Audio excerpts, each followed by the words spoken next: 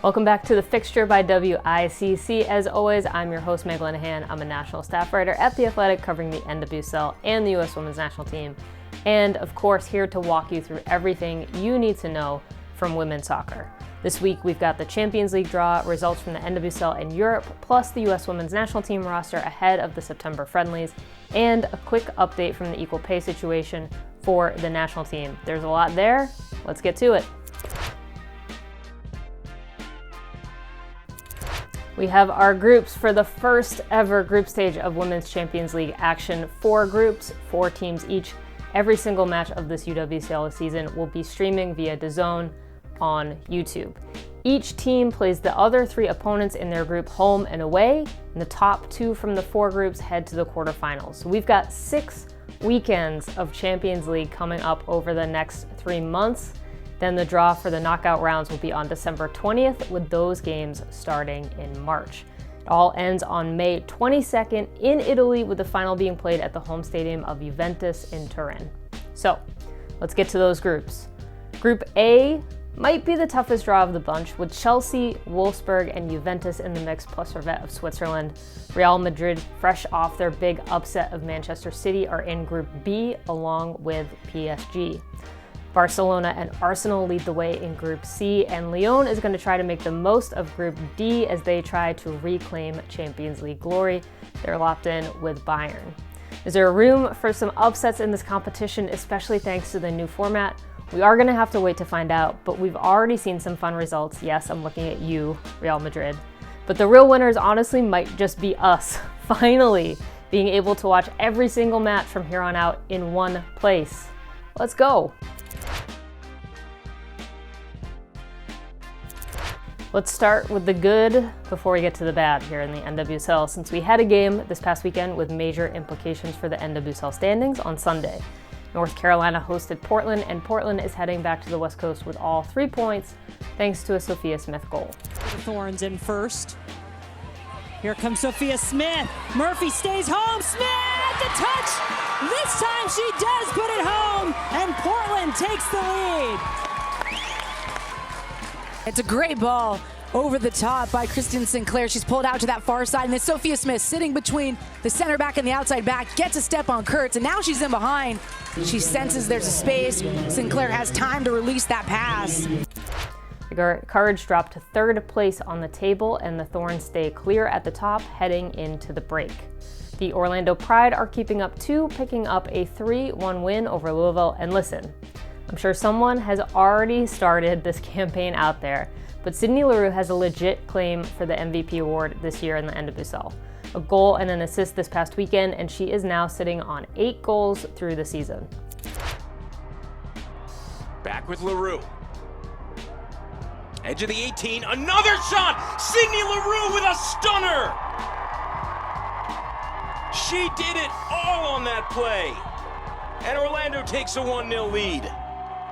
Sydney Leroux doing all of the work offensively on this play as Leroux falls away from the defender Olafsson at the top of the 18. She makes sure to find the side netting of the goal using her instep to curl the ball. What a celebration.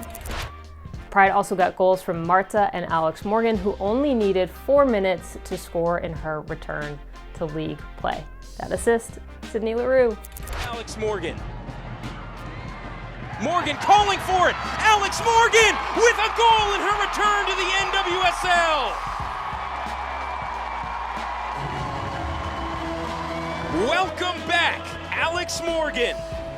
Stepping onto the pitch just moments ago, Alex Morgan making her mark known with a beautiful shot and goal. But some unfortunate news for racing in this match, with Nadia Nadim needing to be stretchered off, and reports that she tore her ACL, which is definitely a blow both for the team and for Nadim ahead of the Euros next summer. Best wishes to her in her recovery. Houston and Chicago settled for a 1-1 draw on Friday night. Rachel Daly became the Dash's all-time leading scorer, and Casey Kruger cleaned up for an equalizer for the Red Stars. 22nd minute, a long ball over the top. And a mistake! The shot and the goal for Houston!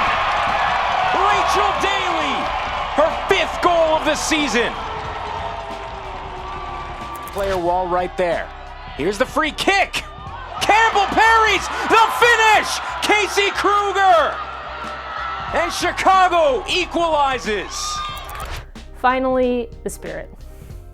Oh, the Spirit. OL Reign picked up 3 points and +3 in the goal differential column this weekend after the Washington Spirit had to forfeit Sunday's match due to what the league called breaches of the league's medical protocols.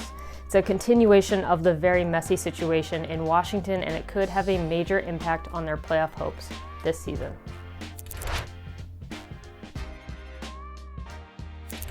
Raise your hand if you had Brighton at the top of the FAWSL table at the end of week 2.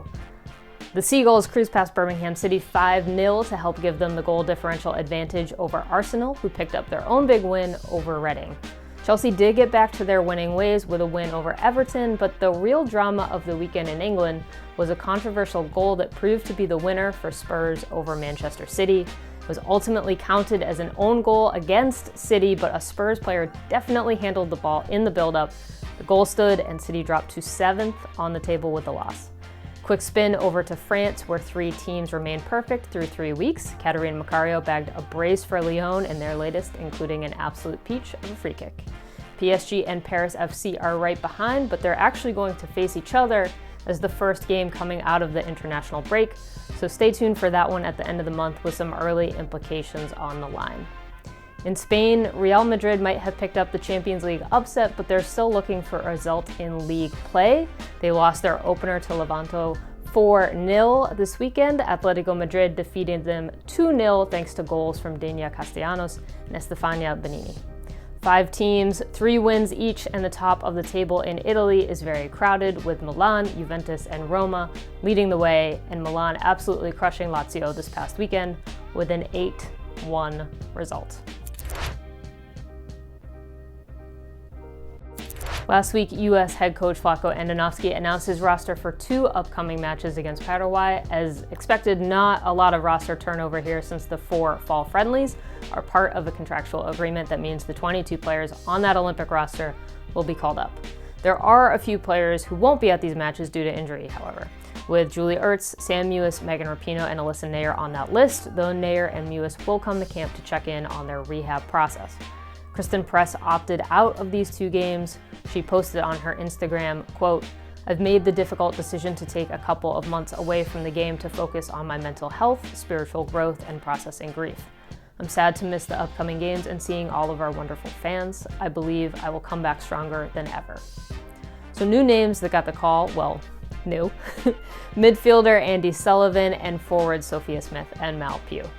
As for the games, it's a pair of friendlies against Paraguay. The team travels to Cleveland first for Thursday night's match at First Energy Stadium. The game will be on ESPN2 at 7:30 Eastern. Then it's a Rose Lavelle homecoming match in Cincinnati, getting their first match in at the brand new TQL Stadium on Tuesday, September 21st at 7:30 Eastern on FS1 and TUDN. Now turning to the equal pay situation, U.S. Soccer President Cindy Parlow-Cone wrote an open letter to fans. The full letter is available on the Federation's website if you're curious to read it. But the gist is that she's sent an invitation to the Players Association for the men's and women's national teams to sit down together and figure out a solution for FIFA prize money. Now, ultimately, U.S. Soccer still has 2 main tasks before it when it comes to the women's national team players. First, they have to address the past, which means the lawsuit over equal pay, which is in the appeal process still, but they also have to hammer out a new CBA with the Players Association. These are 2 distinct things. Cindy Parlow-Cone said that she wasn't inclined to do a new CBA with the men or women until there was an agreement on FIFA prize money. There was immediate pushback on this open letter from both the Players Association and the spokesperson for the players involved in the lawsuit. Let's just say the words publicity stunt got used. As always, though, it's far more complicated than just some open letters and statements, but the Federation is trying to use the court of public opinion here to force an agreement on prize money, which, to be fair, is a major piece of this overall disagreement. Thank you for joining me here on The Fixture. It's time to head into an international break. I'll be checking in with you next week from Cincinnati, where I'll be for the U.S. Women's National Team friendly. Stay tuned for it all by following @ICC Women on Twitter and Instagram for all the latest. You can like International Champions Cup on Facebook. You can always find me @It's Meg Linehan. Thanks for watching. I'll see you right here again next week.